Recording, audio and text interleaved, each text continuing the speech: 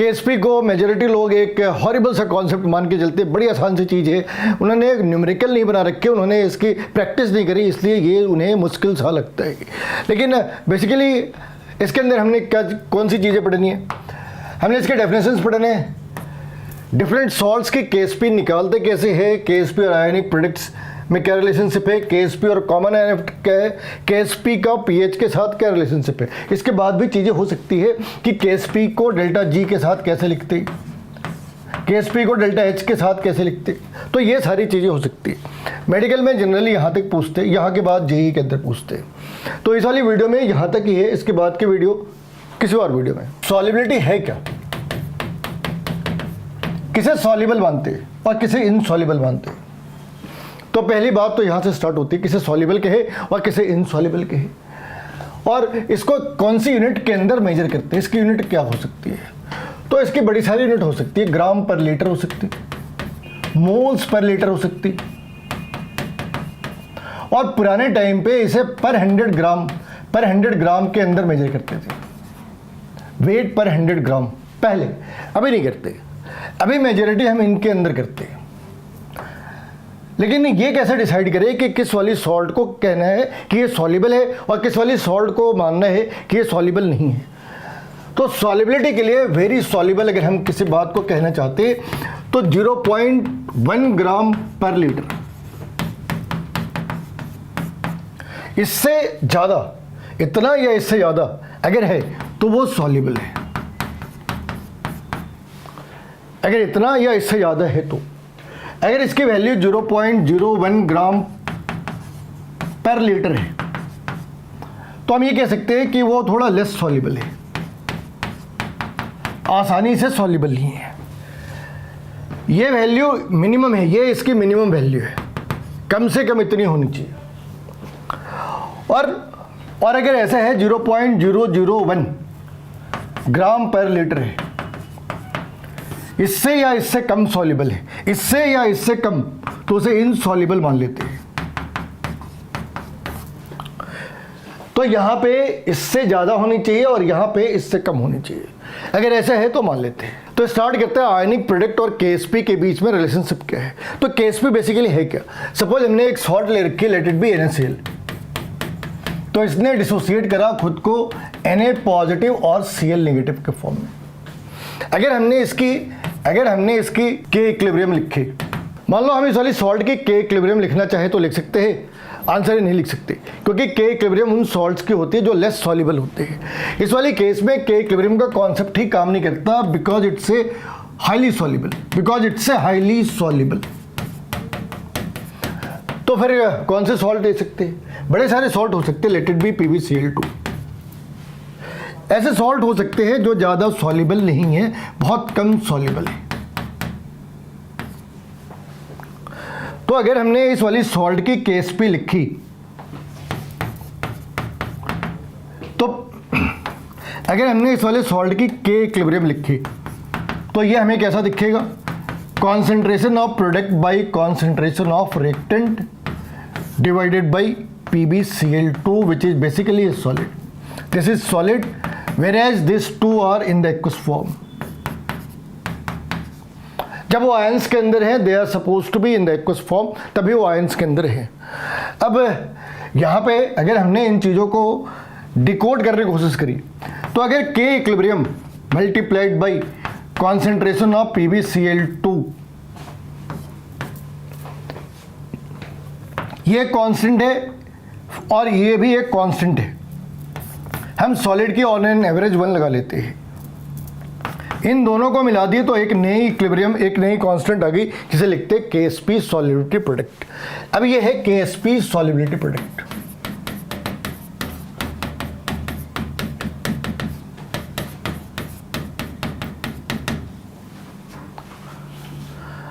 तो यहाँ पे अगर इस वाली बात को ध्यान दें कि ये क्या है भाई, अगर ये पूरी सॉल्युबिलिटी प्रोडक्ट है तो ये क्या है, ये आयंस के प्रोडक्ट है, तो इसको आयनिक प्रोडक्ट लिख सकते हैं। अब यहाँ पे 3 कंडीशन जनरेट हो जाते हैं, यहाँ पे ही 3 कंडीशन जनरेट हो जाते हैं। अगर मान लो KSP is higher than IP, तो KSP ये इंडिकेट करता है कि this is the maximum concentration of ions that can be present at the given temperature, maximum number of ions. तो इसने बताया कि मैक्सिमम नंबर ऑफ आयंस हो सकते हैं 50, लेकिन अभी तो 30 ही है, यानी और भी आयंस जनरेट हो सकते हैं। और आयंस कैसे जनरेट हो सकते हैं? अगर ये रिएक्शन फॉरवर्ड में गई तो और भी आयंस जनरेट हो सकते हैं। इसका मतलब क्या है? जो सॉल्ट है वो अभी सॉल्युबल हो रहा। अगर हमने मान लो इस तरीके से हमने एक कंटेनर ले रखी है और इसमें हमने PbCl2 डाल रखी है, एक इक्विलिब्रियम सा सेटअप हो रखा है, तो यहाँ पे कुछ आयंस होंगे, let it be A positive B negative. और अभी IP जो आयनिक प्रोडक्ट है वो 30 है और इसकी जो प्रोडक्ट है KSP वो 50 है। तो हमने क्या करा, कुछ सॉल्ट इसके अंदर ऐड करी और हमें पता है कि जैसे ही हमने इसमें सॉल्ट ऐड करी या ना भी ऐड करी, जो सॉल्ट है ये फॉरवर्ड की साइड पे जा सकता है, यानी इसने ज़्यादा से ज़्यादा आयंस अभी बनाने हैं। तो इसका ये मतलब है कि ये अभी अनसैचुरेटेड सॉल्ट है। तो हम ऐसा भी लिख सकते हैं कि KSP is equal to IP at equilibrium. अब इसे कहते हैं सैचुरेटेड सॉल्यूशन। तो एक बार अगर सैचुरेशन आ गई तो उसे चेंज कर सकते क्या? आंसर है कर सकते। कैसे? तो ये जो KSP है ना, ये बड़ी सारी चीज़ों के ऊपर डिपेंड करता है, जिनमें एक चीज़ T है। अब वो हर बार इंक्रीज करती, हर बार डिक्रीज करती, ऐसा नहीं कह सकते। जो गैसेस प्रोडक्ट है उनके लिए डिक्रीज कर जाती है सॉलिबिलिटी, और जो सॉलिड प्रोडक्ट है उनके लिए ऑन एन एवरेज इंक्रीज कर जाती। तो यहाँ पे हमें इस बात का ध्यान रखना पड़ेगा कि वो एंडोथर्मिक जो डिसोल्यूशन है वो एंडोथर्मिक है या एक्जोथर्मिक। डिसोल्यूशन एंडो है या एक्जो है। हमें ये भी देखना होगा कि सॉल्यूट गैस है या फिर सॉलिड है, जिसे हम डिजॉल्व कर रहे हैं वो गैस है या सॉलिड है। On an average solid increase करती है, solubility of solid increases with increase in T, whereas the solubility of gas decreases with increase in the T। तो एक तो फैक्टर T है, एक फैक्टर P है, एक फैक्टर कॉमन आयन इफेक्ट है, एक फैक्टर pH है। तो ये सारी चीजें हैं जो KSP को अफेक्ट कर रही। अगर हमने कुछ ऐड नहीं करा तो कॉमन आयन इफेक्ट वाली बात खत्म होगी। अगर हमने कुछ ऐड या रिमूव नहीं करा तो pH भी खत्म होगी। अगर हमने प्रेशर बढ़ाई या नहीं घटाई तो ये भी गायब है। अब हम इसे कह सकते हैं कि जो रूम टेम्परेचर है, अगर हमने T को अप डाउन नहीं करा तो ठीक है, हम ये मान सकते हैं कि कांस्टेंट टेम्परेचर के ऊपर में और गिवन टेम्परेचर के ऊपर में, तो हम ये कह सकते हैं कि इक्विलिब्रियम कंडीशन वो है जब ionic product is equal to KSP। और अगर ऐसा हो कि ionic product is higher than KSP, तब क्या करें भाई? एक सॉल्यूशन के अंदर मैक्सिमम आयंस हो सकते थे 30, मान लो मैक्सिमम आयंस हो सकते थे 30 और आयंस बन गए 50। ऐसे A प्लस B निगेटिव, और ये अपना सॉल्ट है AbS। अब अगर ये जरूरत से ज़्यादा हो गए तो रिएक्शन बैकवर्ड में जानी है और AB की फॉर्मेशन हो जानी है, यानी कि प्रेसिपिटेट बन जाना है, PPT बन जानी है। तो पहले तो बच्चे यहाँ पे ही कंफ्यूज होते, वो रट्टा मार जाते। भाई तुम्हें रट्टा नहीं मारनी, तुम्हें इस बात का ध्यान रखना है कि K इक्विलिब्रियम, जो इक्विलिब्रियम है उस पर KEQ is equal to KIQ। अगर तुमने इसकी T बढ़ा दी तो जो सॉल्ट है वो जनरली अनसैचुरेटेड हो जाएगा, अगर उसके अंदर सॉलिड है तो, लेकिन गैस है तो उल्टा हो जाना है। तो यहाँ पे KSP और IP बराबर हैं कब? इक्विलिब्रियम के ऊपर। तो तुम ये मान सकते हैं कि थ्योरेटिकल लिमिट है, ये इसकी थ्योरेटिकल लिमिट है और ये इसकी प्रैक्टिकल लिमिट है, ऐसा मान सकती है। हालांकि एग्जैक्टली ऐसा नहीं है। तो मान सकते हैं कि 70 थ्योरेटिकली परमिट होनी चाहिए और अगर 60 है तो इसका ये मतलब है भाई और आयंस जनरेट हो सकते हैं।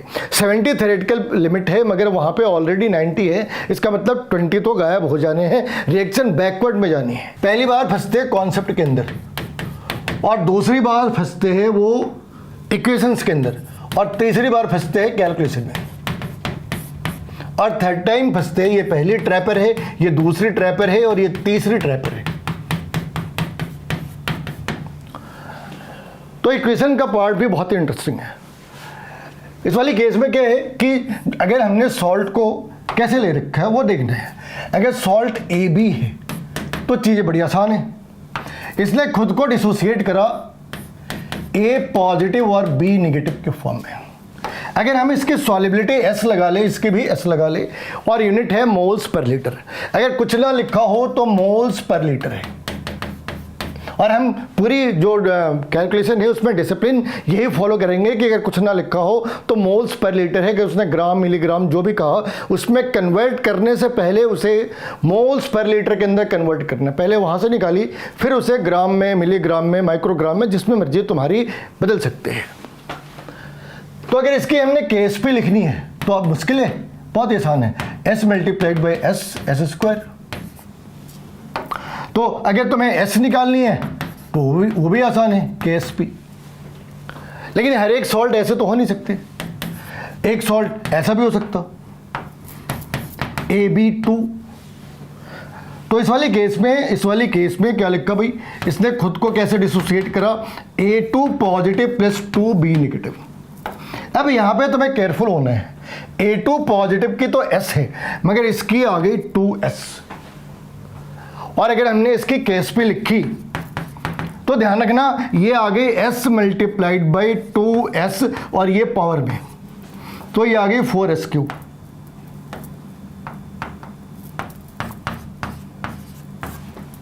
और हम ऐसे ही बहुत सारे सॉल्ट्स के कर सकते हैं। मान लो अगर तुम्हें ऐसा ही लिखना है तो A3B2 का लिख सकते। इस केस में क्या भाई, ये 3A2 positive plus 2B3 negative. अब इसकी कॉन्सेंट्रेशन कितनी हो गई 3S, और इसकी कॉन्सेंट्रेशन कितनी हो गई 2S। अगर हमने इसकी KSP निकालनी है तो KSP कितनी हो गई भाई 3S whole cube 2S whole square. तो ये 27 इंटू 4 इंटू S5 ये वैल्यू हो गई। तो मेजॉरिटी केस में लोग यहाँ पे ही फंस जाते हैं। अब कई बार क्या होता है, बच्चों की तरह चिंदी चोर जैसी प्रॉब्लम होती है, S दे रखी होती है KSP निकालनी है, KSP दे रखी होती है S निकालना है। मतलब ये क्या है, ये दूसरी क्लास का बच्चा बना सकते हैं। लेकिन उसमें एक कंडीशन है कि क्या तुमने ये ठीक ठाक लिखा है। ऐसा भी हो सकता है कि इसकी वैल्यू एक्चुअली कुछ और आनी थी, इसकी वैल्यू एक्चुअली कुछ और आनी थी, लेकिन तुमने 27S5 तुमने 108S5 लिखा है। हो सकता है ये 27S3 आती हो सकता है, पॉसिबिलिटी है।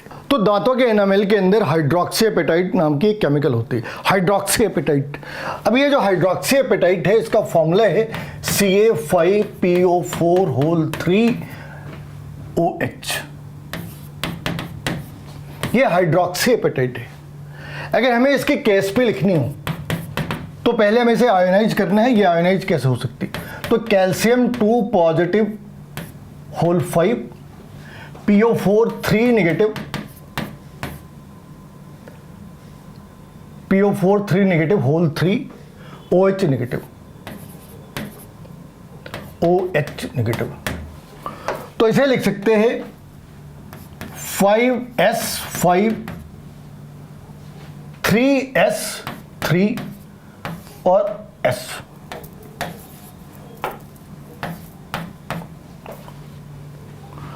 तो एक बार इसे कैलकुलेट करके देखना कि ये वैल्यू कितनी आती है, नीचे कमेंट बॉक्स में तुम्हें लिखना है। मतलब ये कहने का पर्पस ये था कि इसके अंदर एक्चुअली क्रिएटिविटी है। तुम जो रट्टा मारते ना कि इसकी वैल्यू इतनी, इसकी वैल्यू इतनी, ऐसे करने की जरूरत नहीं। अगर उसने कुछ थोड़ी सी चेंज कर दी और तुमने रट्टा मार रखी है बिना समझे हुए तो फंस जाओगे। तो यहाँ पे हम लोगों ने क्या करा है, बेसिकली ये जितनी वैल्यू है ना उतनी S ले रखी। मतलब इसको S ना लिख के 5S लिखा, इसको S ना लिख के 3 से मल्टीप्लाई करी, इसको S लिखा और 1 से मल्टीप्लाई करी, ये काम करा। तो ये कॉन्सेप्ट है इसे सॉल्व करने का। तो हम लोगों ने 2 पार्ट कर लिया, अब तीसरी पार्ट बच गई कैलकुलेशन की। कैलकुलेशन के भी 3 अलग अलग कंडीशंस हैं। पहली केस में सिंपल सी है, बिल्कुल मेरा नाम क्या तेरा नाम क्या, फिर कॉमन आयन इफेक्ट के साथ है, फिर पीएच के साथ है, फिर डेल्टा जी के साथ है, फिर डेल्टा एच के साथ है, फिर के इक्विलिब्रियम के साथ है। लेकिन जो आखिरी 3 है वो जनरली मेडिकल के अंदर नहीं आते, तो इस वाली वीडियो में उसे कवर नहीं कर रहे। जो मेडिकल के अंदर आते उसे कवर कर। तो यहाँ इसने कैल्शियम कार्बोनेट की बात करी और ये बताया कि उसकी सॉल्युबिलिटी कितनी है और हमें KSP फाइंड आउट करनी है। लेकिन तुम देखोगे सॉल्युबिलिटी में इन्होंने क्या लिखा, ग्राम पर लीटर। ऐसा हो सकता है क्या, आंसर नहीं हो सकता भाई। आप इसे ग्राम पर लीटर में नहीं लिख सकते, इसे मोल्स पर लीटर में लिखना था, मोल्स पर लीटर में।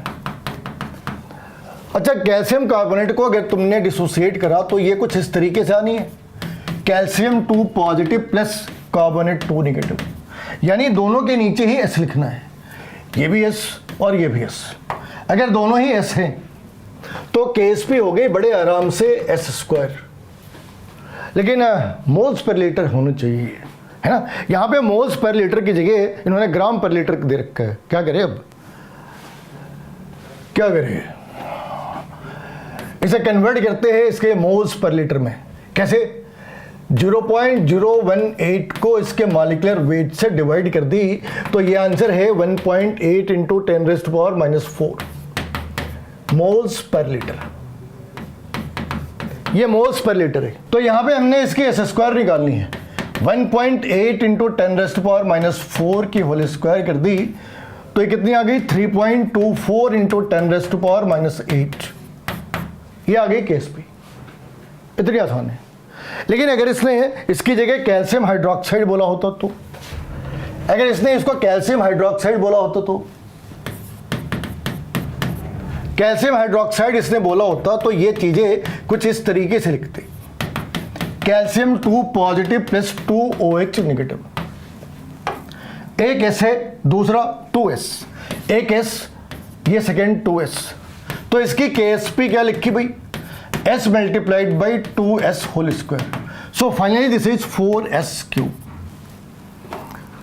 और अगर इसने यही सारी वैल्यू दे रखी थी तो हमने इसको 0.018 को डिवाइड करा किससे, कैल्शियम हाइड्रोक्साइड की वेट कितनी होगी, ये हो गई 40 और ये प्लस 34, 74 से डिवाइड कर दी। तो यहां पे ऐसा लिख सकते हैं 0.018 बाई 74, ये आ गए एस की value multiplied raise to power 3 multiplied by 4, ये आंसर है। तो यहां पे कुछ अलग सा नहीं करा, यहां पे बस केएसपी की सही फॉर्मूला तुमने लिखना है, तुमने केएसपी को सही तरीके से रिप्रेजेंट करा और एस को प्रॉपर वैल्यू में डाल दी, तुम्हारा काम आसान है। अब आते हैं जहां पे एक कॉमन आयन इफेक्ट है, यहां पे नॉर्मल सी बात थी, अब आते हैं कॉमन आयन इफेक्ट में। ये पार्ट कॉमन आयन इफेक्ट का हिस्सा है।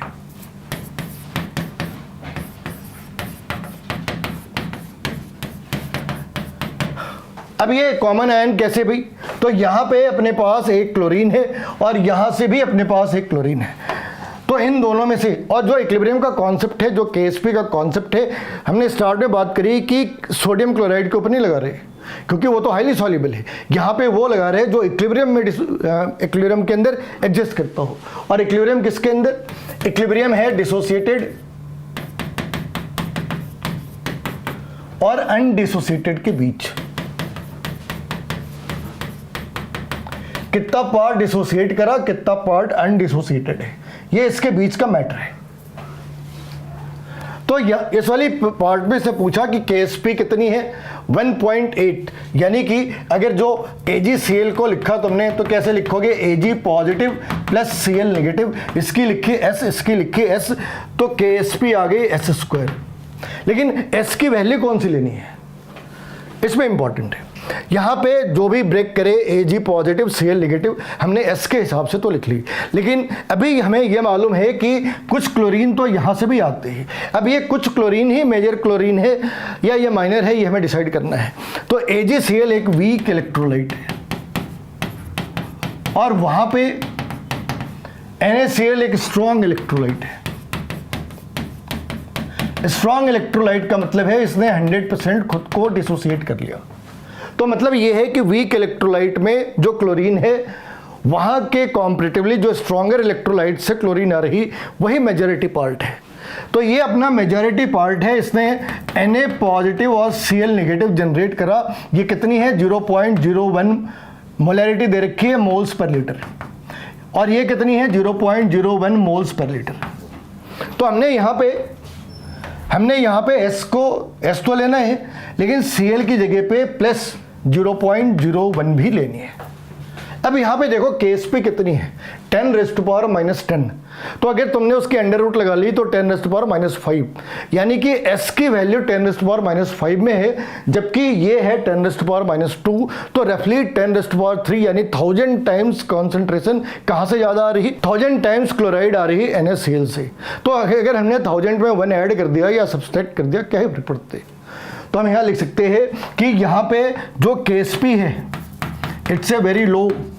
कितनी लो, इतनी लो कि जहाँ पे S + 0.01 is nearly equal to 0.01। अब यहाँ पे वापस S मत लिखाना, अब KSP कर लेते भाई। तो यहाँ पे है S और ये है 0.01 और ये है KSP विच इज 1.8 × 10⁻⁻10।